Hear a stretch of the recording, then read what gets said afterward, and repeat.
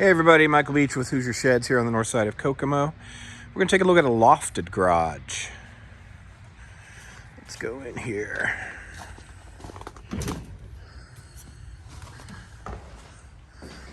So this is a 12 by 32 lofted garage.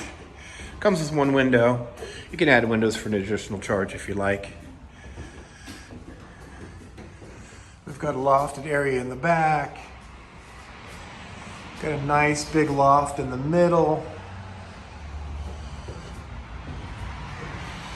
And then another one closer to the front here.